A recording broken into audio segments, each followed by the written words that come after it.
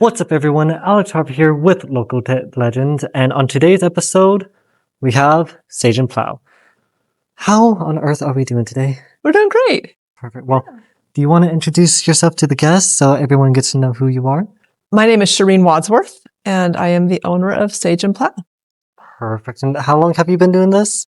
We have been doing this for probably close to 25 years. We did 20 plus years out of our garage, and then we've been here for 2.5 years now. Nice. Still good business in the new building? It's a much bigger building, and so we are trying to make it a better business, yes.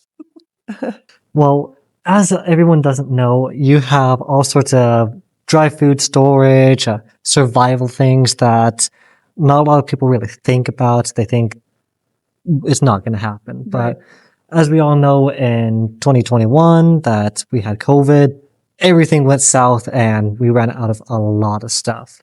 So I'm really thankful that you were able to come up with an idea like this because, you know, most people only have Walmart that has these type of things and it's like, what, maybe a 5-foot shelf? Right. But you have an entire store full of freeze-dried food, all whole organic foods and things that are the freshest it can be, which is unheard of. It is pretty unique. We started doing this in our garage, like I said before, and really we're geared towards food storage. So it was bulk foods, pretty much only bulk foods. And as we went along, there were some years where things were not too great and people came in a lot. And other years where things were doing fine and people hardly came in at all. And so we had to kind of come up with ways to, you know, keep the interest up. So we've also brought in things like fresh fruits and vegetables and better meat and bargain items. We always have some really great bargain items here. But the idea being, the thing that we, I guess, learned as we were going along is that people that came back all the time were people that were actually eating the whole grains and the beans and all these things that some people just only throw in a food storage and hope they never have to eat. And so we noticed these people coming back. And so we've kind of built on that customer base, people that are looking for more holistic ways of, curing little illnesses or colds and coughs. And so we, brought in a whole line of things that would support that. So it has grown over the years quite a bit. During COVID, as you mentioned, we did have flour and toilet paper and sugar and yeast because our vendors were not associated foods. We actually had our vendors, for the most part, for those items anyway, were restaurant supply, and the restaurants were shut down. So they were more than happy to get their product into somebody's hands and have it sold. So that worked out very well for us, yeah. Because, no point in holding on to something if you can't even use it, so. Correct, yep, for sure. So that did help us out a bit. Well, as you know, I have a list of questions that I always ask all different business owners. Now, whether we stay to the questions really depends. Okay. We could go on a full tangent and I will, sometimes I do that. So if I'm free to do that, I might do it. Let's do it. Let's see how in depth we can go. Okay. Sounds good. All right. Okay. So let's take a step back. You started all of this out of your garage back in 2007 as Alpine Food Storage, right? Perfect. But even before that, you were prepping and sourcing supplies all the way back in Wisconsin. This is true. What first sparked that passion for prepperness and food storage? That's a great question, Alex. Thank you. I'm trying to think how far back I should go. How deep do we want to dive? Let's go all the way. We've got time. I was very, very young when I knew in my little head that I wanted to have a large family. And so after we got married, we actually were married here in Utah. And then after a year or two, we moved to Wisconsin and spent 10 years there. In the meantime, our family was growing and our budget wasn't growing as fast as our family necessarily. And so I was looking to get good deals on food. And we found a great little place there we were actually in Wisconsin, but on the border of Minnesota. So my husband worked in the Twin Cities, Minnesota, but we lived in Wisconsin. So in the Twin Cities, we found a great resource, and a great concept. It was somebody who would go around to the grocery stores as things were expiring. And they would give them to him because they couldn't sell them. And he would then put one of everything on a shelf and put the rest of it in, cold storage or whatever needed to happen. And then he would sell it pennies on the dollar. And so we would get, full cases of, the big sour creams for $1. Oh, wow. Or, dozen yogurts for 50 cents. I mean, it was just incredibly cheap. And a lot of people go, well, it's expired. this is where I learned my lessons on expired food. I brought them home, and maybe that dozen sour cream, by the time we got through, the 12th one might have started to get a little bit of green on it. And if I'd had to throw that one away and still got the 11 at the $1, that was a great price. Oh, yeah. Do you know what I'm saying? So that sparked my interest in deals, in bulk food. I got to the point where you can't keep a secret to yourself. And something, you know, something that good, you got to share it. Oh, and so I would call my neighbors and friends, and okay, I had this 15 passenger van because I had, you know, it was a growing family and we had 6 or 7 kids, and we just went ahead and just bought the 16 passenger van right off the top just so we would have it. And so we would pull some of the back seats out and we'd drive into Minnesota with all the friends, and we would load up and come home and distribute the food out to everybody. So again, as I'm looking back, these are all little steps that brought me to where when we moved here, we had 7 children. When we moved here, I was expecting our 8th, and all of a sudden my resources gone. So I'm looking around trying to find something like this, right? And within a year of being here, I was called to be our emergency food preparedness specialist, and so that gave me all the incentive I needed to just go ahead and try to find big bulk buys. So I called big companies and say, hey, we need, at the time it was right after Y2K. We moved here in 99, and 2000 was the big Y2K thing, right? Everybody was really into food storage and trying to get their food storage built up. And so I would, I call, for instance, and say, hey, we need wheat. What's the best price we can do on wheat if we get, a truckload? And back in the day, I'm sorry to say, it was $8.88 a bucket. And that's what I remember that because it was, by the time I got their price and added the tax and the shipping and everything I needed to add, it came out to we charged $8.88. We didn't make any extra money because it was just calling, but $8.88 a bucket for wheat, which is just unheard of today. Hard white, beautiful hard white, golden 86 wheat. And so I let everybody, all the friends and neighbors and everybody around, know, and we turned in a truckload order. And the truck drove up and delivered all these pallets, and we distributed the wheat, and that's how it started. And then we would do, I remember we did a big powdered milk order once. They actually had some that they needed to move fast, and they gave me a good deal. And then it was, herbs and spices, because you have to have herbs and spices to, so my living room was clear full of people's orders. We were like, okay, the cinnamon goes here and the cumin goes over.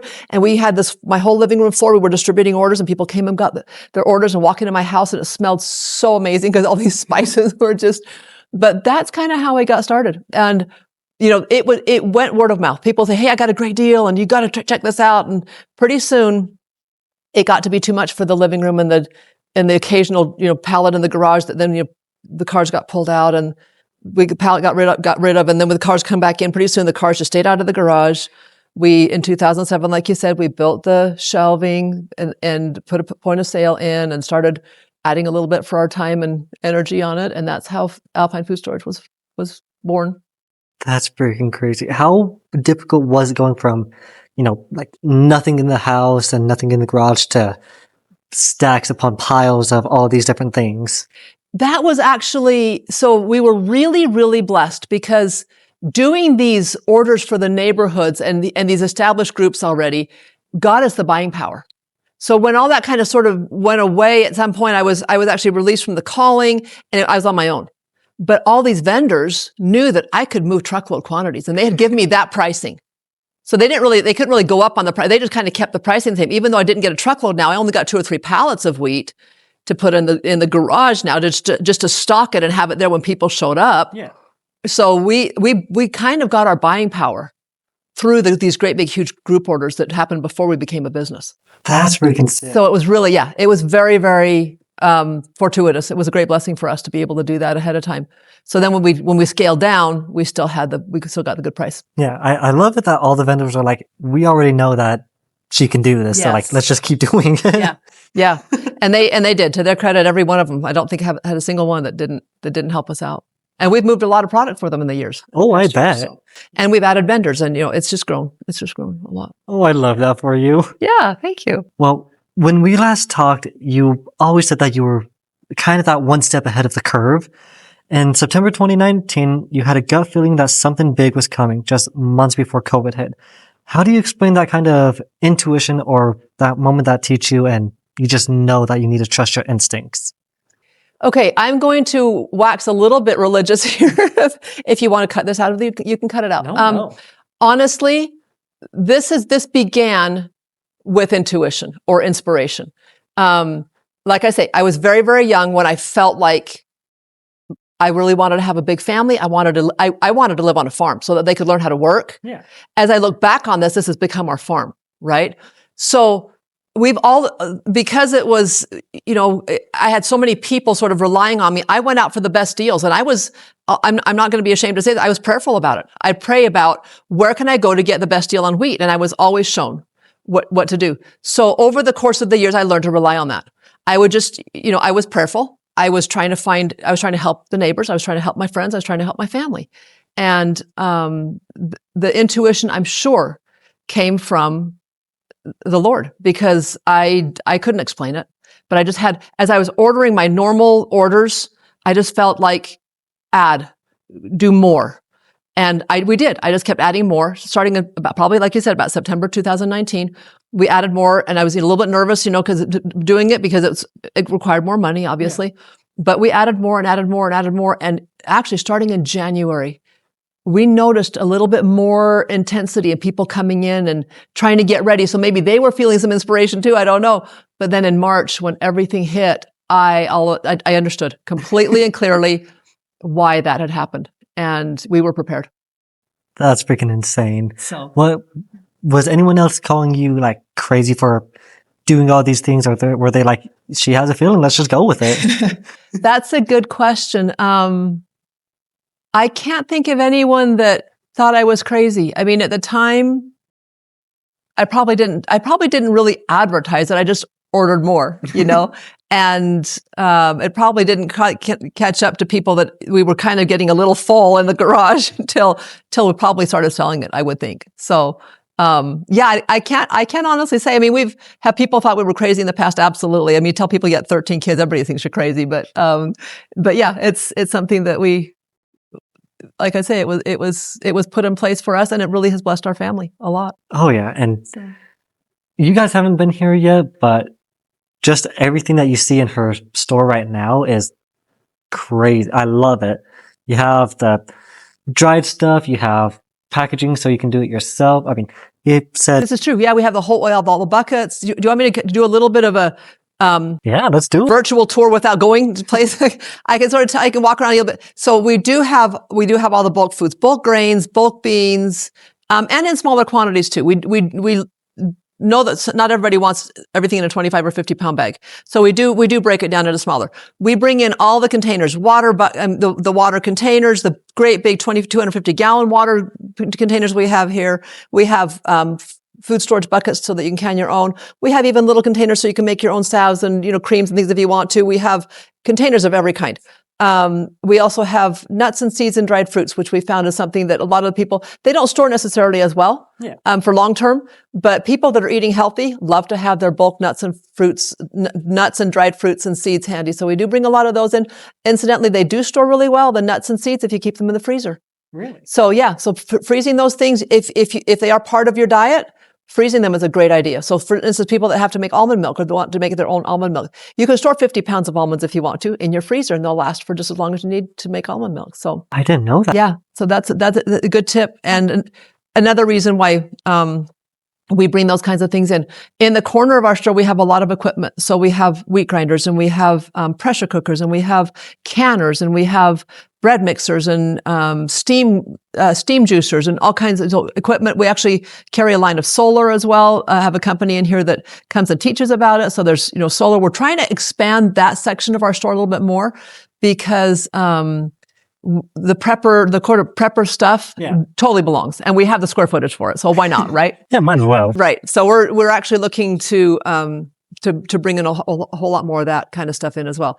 In the very back of our store is the kind of fun part. It's called the bargain barn.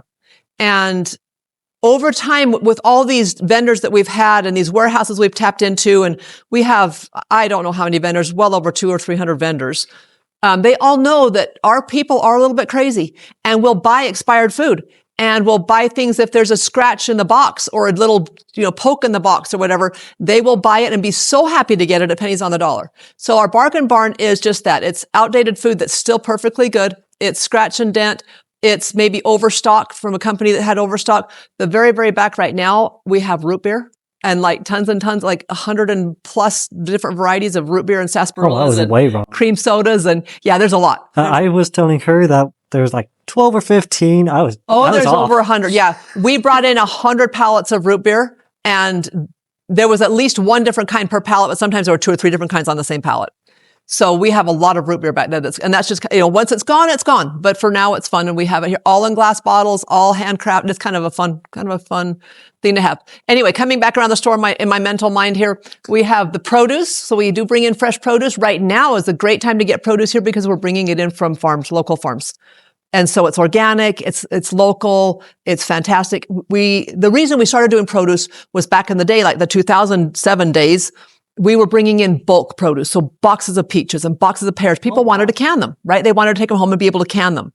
And that's how we started into the produce was, bags of potatoes in the fall. When they harvest the big 50-pound bags of potatoes with the dirt still on them, right? We would sell those because they're for long-term storage. They will store through the winter with the dirt still on them. They'll store so that was more part of the storage thing.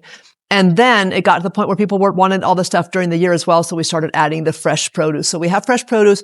We have a very high-end grass-fed, grass-finished beef that comes out of Wyoming, all different cuts, hamburgers, ancestral blend from Beck Ranch up in Wyoming. And we have just more traditional beef, meats, I should say, not just beef, but that's cleaner than, what's in the typical grocery store. Yeah.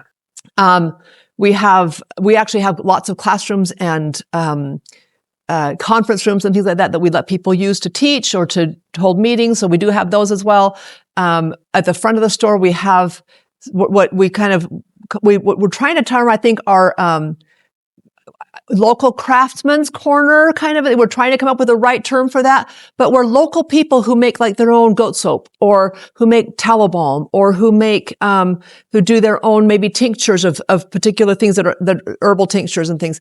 We do love to support local talent and local businesses. So if they need a place to start out, we do that here.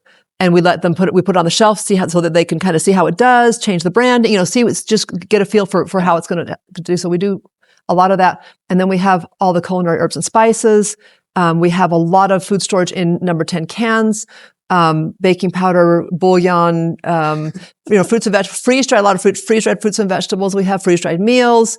Culinary herbs and spices, medicinal herbs and spices, Redmond salt, maple syrup, honey, all those kinds of things. Yep. It just keeps going. Yeah, it does kind of keep going. I probably need to be done with that question, but yeah. No, you're good. Yeah.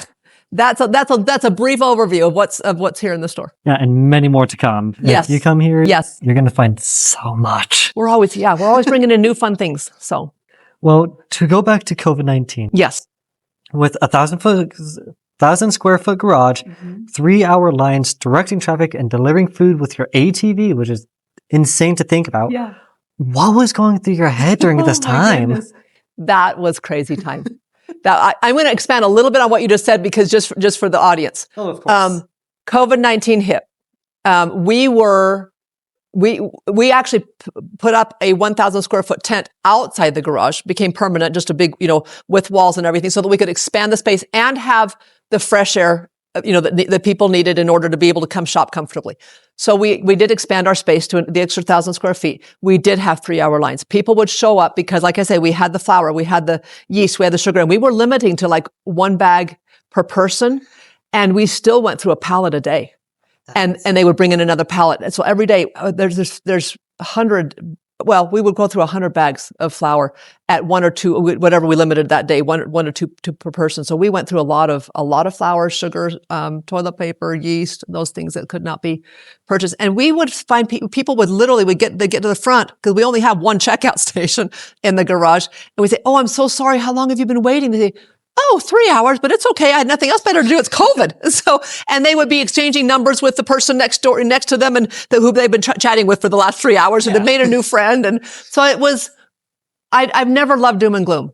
I'm not a doom and gloomer. And so we took this kind of bad situation and tried really to make it the best we could. We tried to allay people's fears, to calm people, to be cheerful and happy, to bring in product that, and to keep it a happy and, a good space to be in, even during COVID. We brought in a lot of food. We saw a lot of food. And yes, people did park as far as a half mile away, and then they would be leaving with these great big bags of flour. So my kids were more than happy to throw that on an ATV and run it down to the car for them. And so we were delivering food on ATVs, clear down to the, half mile down the road with people's cars. And that's sort of what catapulted us out of the garage was COVID, because the city was not too super happy with all the traffic. I would imagine not. Yeah. So, and like I say, they were very patient, and as long as we directed traffic and we told them we would try to be very responsible, we did direct traffic, and we, would let people know, now you can go out, the traffic is clear. So we tried to keep everybody safe, and they were very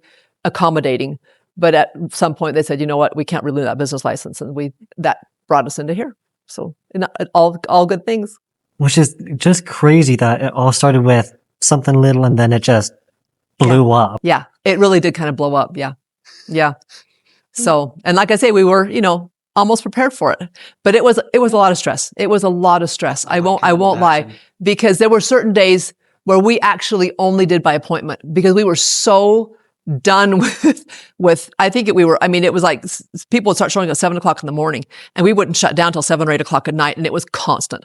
And so there were times we'd send out to our email group, we are going to be only open for certain hours tomorrow. We would have to close the gate in the front and open quick and close again just for our sanity. But it was, we managed. It taught us a lot of good things.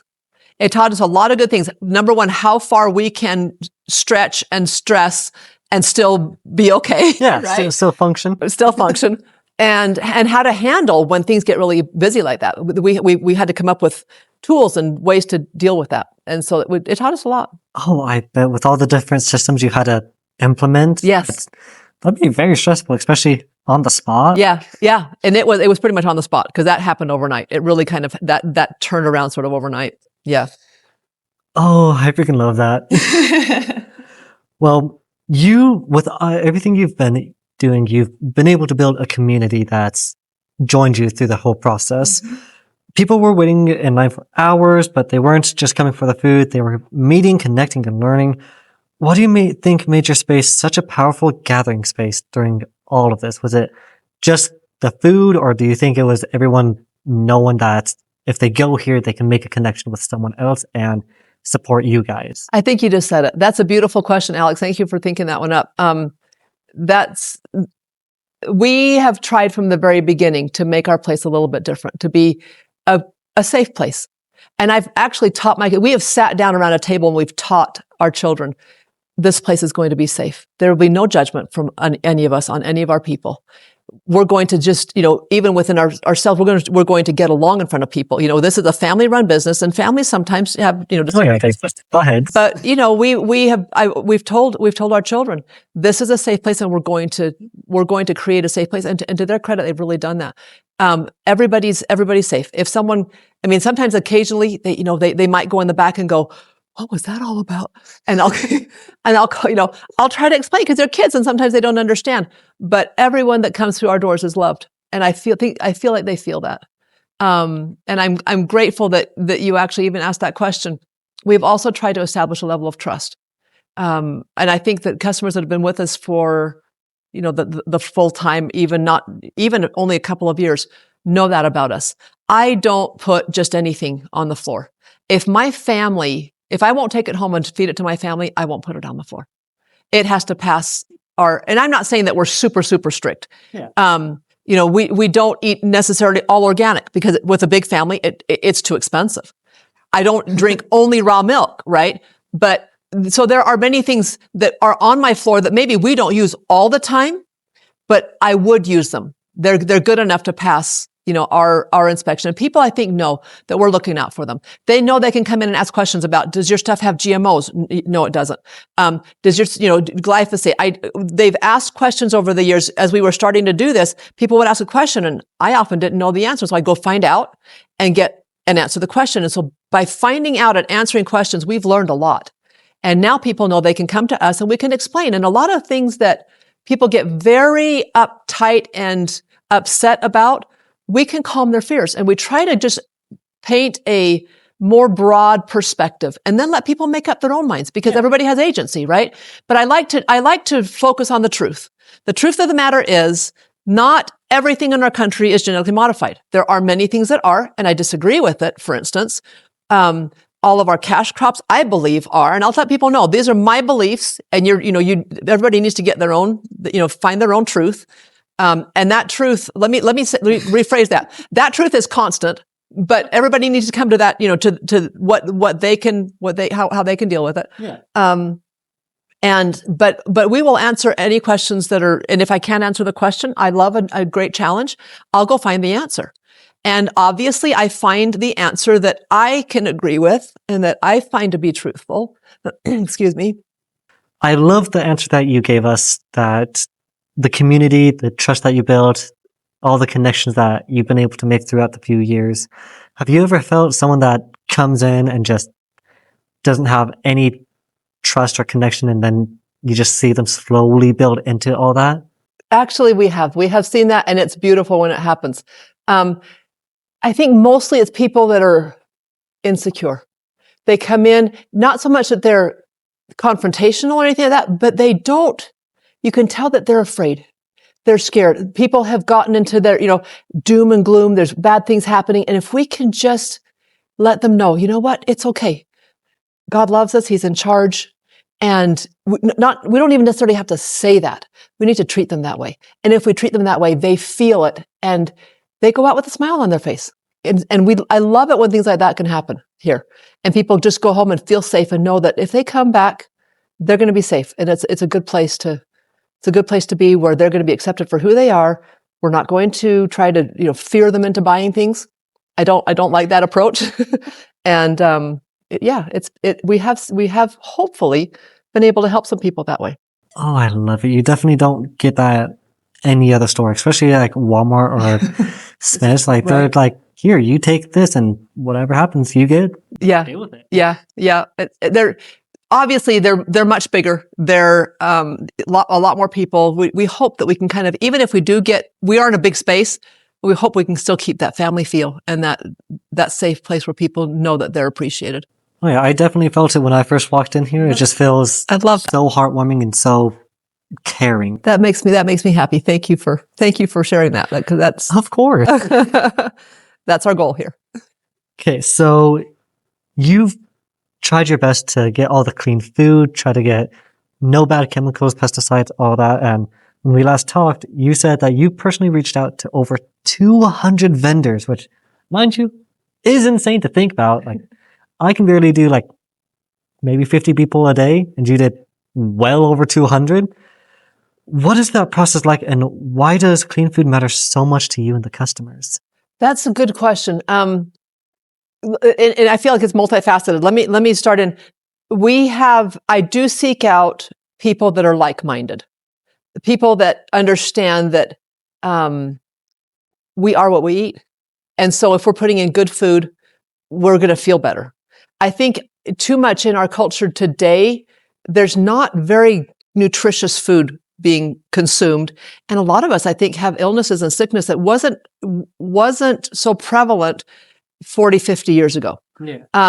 They had other problems. I'm not saying that they didn't have problems as well, but we have opportunities.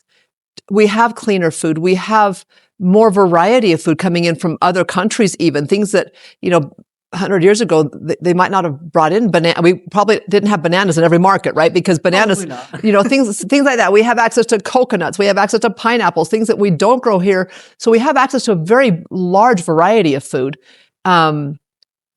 We just, I know that if I feel better, I can be a better person. I can help more people. I can be physically more active. It makes me feel better. In order to feel better, I have to eat well. And so a lot of people, we try to, there's a lot of people come in here that are sick. They have so many things going on and they're sick. And we try to, just one step at a time, help them to understand within their realm of what they would like to accomplish. We try to help them to be able to eat a little bit more healthy. If nothing else, just shopping in our store, they will be eating more healthy because just of the products that we have here. So it makes me feel good to know that we offer, again, food that my family will eat. I was raised on a very, very strict diet, probably too strict because we rebelled against it at the end of the day. but as I grew older, I realized the wisdom of what my mother was trying to do with us, for us with food. And so I've tried to do what I call kind of an 80-20. We do mostly healthy, but we certainly don't cut out the sugar. We have, good treats. We have fun things. Gotta have a little cheat. Absolutely. Because I feel like often the stress of not having those things is probably worse for you than having a little bit of that, because our bodies are very resilient. Oh yeah. Very temperamental at times. It's good for the kids to know, when they feel like having, a sweet treat, it's there, and obviously we don't do only sweets, but it is, it's part of that 80-20 thing. I think we have to find a beautiful balance. We have to find moderation in all things. Oh, nice little compromise. Yeah. So but then I think it's a healthy thing to do. Oh, yeah. To be able to eat that way, to eat really clean and really healthy, and our body is healthy. And if we throw in a little bit of stuff that maybe isn't as great, our bodies can handle it because we're eating healthy in the long run. Well, by the sounds of it, you and your mother have been doing the very best you can and been able to do and learning as we go, right? I mean, there's always new things to learn. Oh yeah, it's a sad day in life if you don't learn something new, right? Absolutely, 100% agree with that one. Yep. Well, you dived into a little bit about your big family you wanted and building the business. How has motherhood shaped the way you built Sage and Plow and the legacy that you hope to leave for your kids? Wow, you have some great questions. I love these questions. People don't ask me these kinds of, and this is where my heart is, right? Motherhood has taught me a lot. A lot of people say, you have 13 kids. Wow, that's amazing. I'm like, no, really, every child teaches you different things. I obviously needed to learn a lot more things than some other people did, because motherhood has taught me a lot. Each child has different challenges. We have to adapt and change and I've got to become a better person in order to help each individual child.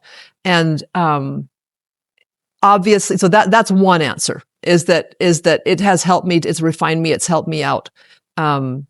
It's made me a better person because of being a mother, just being a mother and taking care of my children. The other quick answer is, with 13 children, you have a lot of people that can help you out. And people, how do you do all this? Well, it's easy. I ask him to do this. I ask her to do that. And it's like, and it all gets done and I look good, right? So that's the flip side of that answer is, I could never have done this without 13 kids. That's such a mother thing to do. I love it.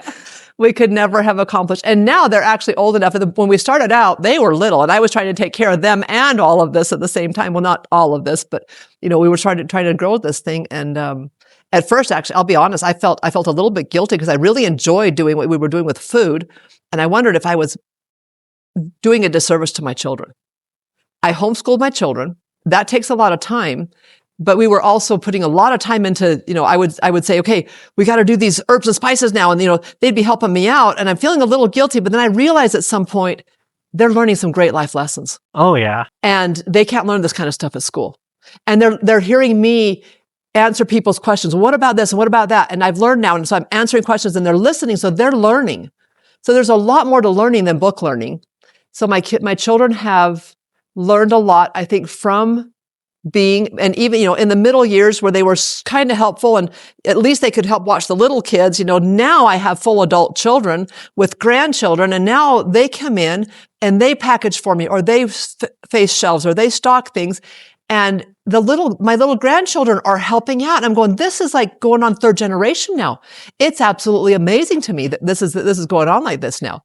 So, it's kind of, it's getting better and better. As the years go on, this idea of a family business is getting better and better. Did I answer? Have I gone on a tangent, or have I answered the question? I'm not even sure. You went on both, and I love it all. So it's been a huge blessing. This is honestly something that I never dreamed that we would do. This was not something I planned. I did plan the big family and the farm part, but I had no idea how it all was going to work. And this has become our farm. This is really how my children have learned how to work. And to me, that was really important. I do not like to see idle people. So it's been good. If they're sitting around doing nothing, I get up and face a shelf. I have something for them to do. Yeah. So, well, we are on the last question. So many things have just kind of fell into place over the years, sometimes after hardship, sometimes after all odds. looking back at your journey so far, what do you think it all means, and why do you think you were meant to build a business this way? That's a really good question coming away from what I just said. We did not dream it. I think the Lord's in charge here. I think he knew exactly what our family needed to be able to learn the things that we need to learn in this life. And that's really the bottom line for me. If we can keep him in this business, I think we'll do fine. Oh yeah. And that's my goal, is to make sure that I know and I remember, that my children know that they remember, and my grandchildren know that they remember how we got here, because it was not from us. And if we can remember that, we'll be okay. And we will do well. And we will have learned the things that we need to learn. Yeah, he's helped you through thick and thin, and absolutely, and everything in between. Yeah. Truly is amazing. It is amazing. It really is amazing. He is good. Just if we do it his way, if we can make ourselves do it his way and not mess it up with our way, because sometimes I've tried to do that, it doesn't work.